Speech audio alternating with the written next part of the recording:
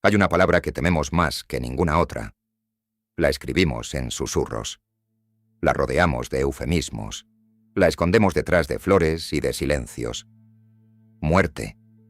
Durante miles de años la hemos tratado como al enemigo de la vida. Lo opuesto a existir. El final de la historia. Pero, ¿y si nos hemos equivocado?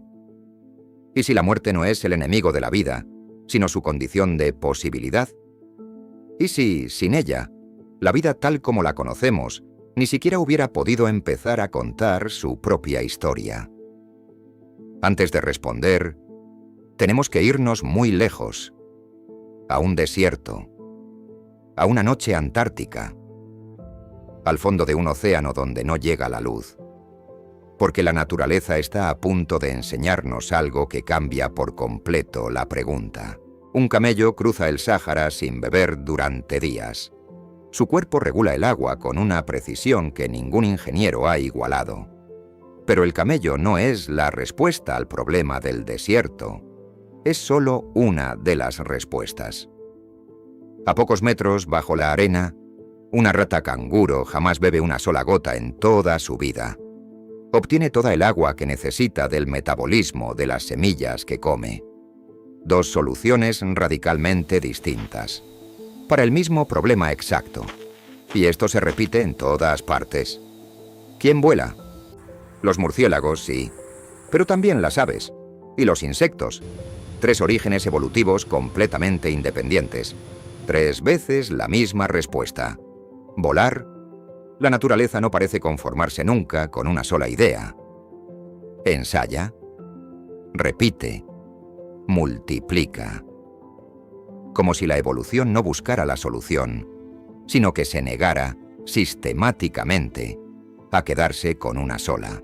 Un cachalote desciende más de 1000 metros y aguanta la respiración durante más de 1 hora. Una foca de Weddell hace algo parecido, pero con una fisiología distinta.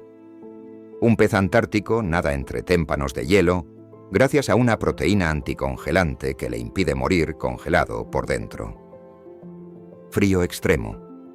Presión extrema. Oscuridad total. Y en cada caso la vida no encontró una solución magistral. Encontró una colección de soluciones, cada una construida con las piezas que ya tenía disponibles a través de millones de años de ensayo y error. Esto tiene un nombre en biología: evolución convergente. Cuando linajes que no comparten un antepasado reciente llegan por caminos separados a resolver el mismo desafío de formas parecidas. No es diseño. No hay un plan maestro. Es selección natural actuando una y otra vez sobre la variación que el azar y la reproducción ponen sobre la mesa. Pero para que exista variación sobre la que seleccionar, hace falta algo más.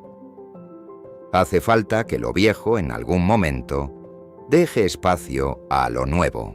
Aquí es donde la muerte deja de ser un final y se convierte en un engranaje. La selección natural no actúa sobre individuos que viven para siempre. Actúa sobre generaciones que nacen, se reproducen y mueren, dejando paso a la siguiente, ligeramente distinta. Si nada muriera nunca, casi nada cambiaría nunca. Los organismos mejor adaptados al mundo de hace 10.000 años seguirían ocupando cada rincón del planeta, compitiendo con cualquier novedad, impidiendo que lo nuevo tuviera espacio para probarse. El recambio generacional no es un efecto secundario incómodo de la evolución. La mayoría de la biología evolutiva actual lo considera una de sus condiciones de posibilidad. La muerte individual permite el cambio de la especie.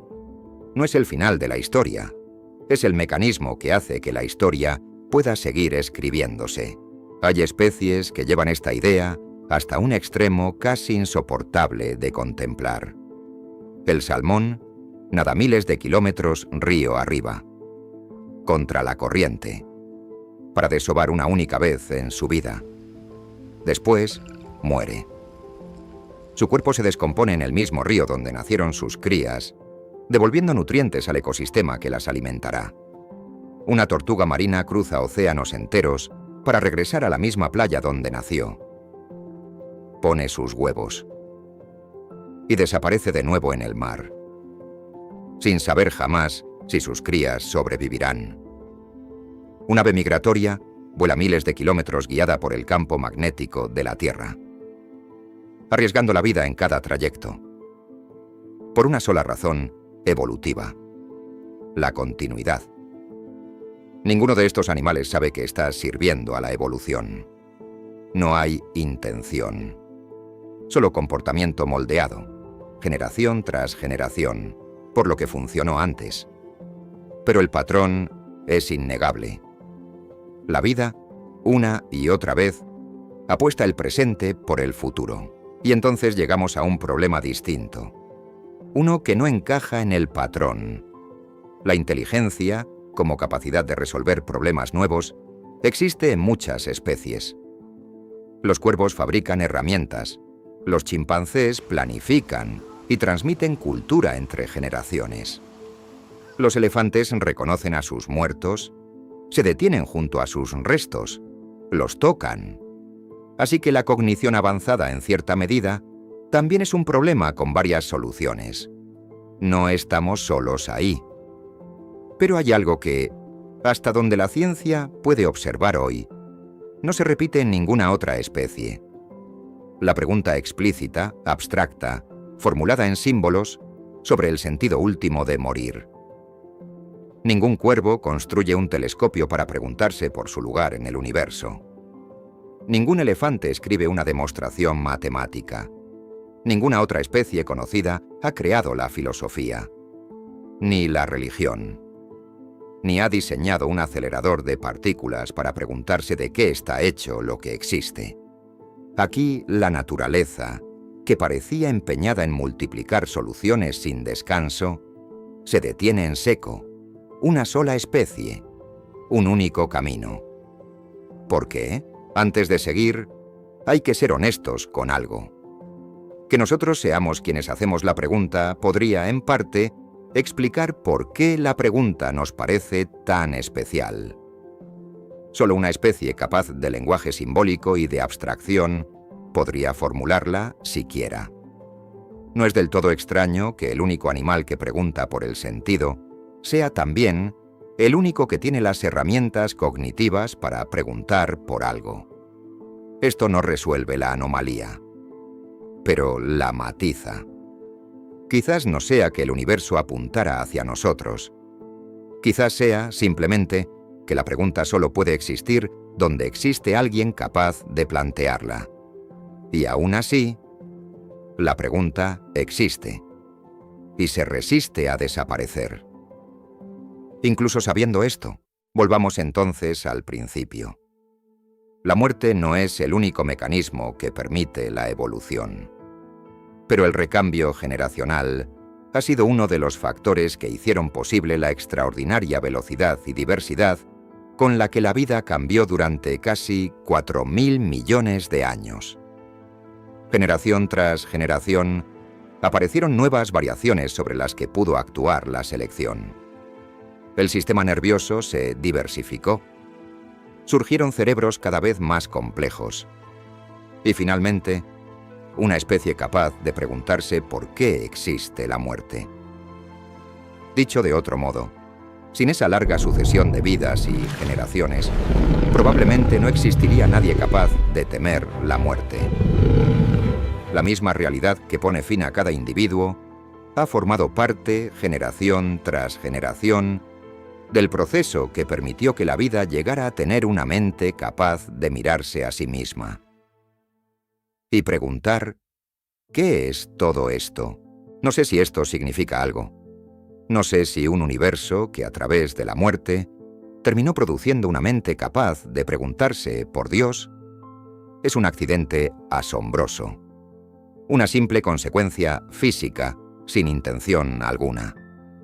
O una pista sobre algo que todavía no comprendemos. La ciencia puede explicarnos, con un rigor cada vez mayor, cómo llegamos hasta aquí. Cada célula, cada mutación, cada generación reemplazada por la siguiente, Pero hay una pregunta que la biología, por sí sola, no está diseñada para responder. Y quizá tampoco debería intentarlo. Solo sé una cosa: un cachalote nunca se preguntará por qué existe. Un cuervo nunca alzará la vista hacia una estrella y se preguntará qué la sostiene ahí. Nosotros sí. Hay algo más que llama la atención. La naturaleza fue generosa repartiendo cualidades y capacidades. Por ejemplo, la velocidad. El guepardo, la gacela, la liebre, el halcón, cada uno a su manera, extraordinario. Pero no repartió, de entre todas las especies que ha creado, una inteligencia capaz de preguntarse por su propio final, como únicamente hace el ser humano. De los miles de millones de especies que han existido desde el origen de la vida, solo una se pregunta por qué ha de morir. El ser humano se configura así como un único elemento del sistema, la naturaleza, que parece situarse fuera del sistema, como si no hubiera sido creado por ella, como si hubiera sido puesto allí desde fuera por algún creador, como si un carpintero que solo tiene madera para trabajar, de pronto, sin explicación, tallara un mueble de hierro. La naturaleza, que solo dispone de la muerte como elemento para perpetuar la vida, de repente crea un único ser vivo que cuestiona ese mismo mecanismo que lo creó. Y eso deja una pregunta flotando, que ni la biología puede cerrar del todo. ¿Y si esa capacidad de cuestionar la muerte no viniera enteramente de dentro del sistema, sino que, de algún modo, hubiera sido puesta en él desde fuera? No lo sé. Y quizás la pregunta más honesta no sea si Dios existe, sino esta: ¿por qué, de entre todas las formas posibles que la vida podía tomar, una de ellas terminó siendo capaz de hacerse esta pregunta? No tengo la respuesta. Solo tenía, esta noche, una manera distinta de mirar la muerte. Si esto te ha hecho pensar, aunque sea un poco, dale a like. Ayuda de verdad a que este canal pueda seguir creciendo y haciendo videos así. Y si te interesan las preguntas que no tienen una respuesta fácil, suscríbete. Nos vemos en el próximo vídeo.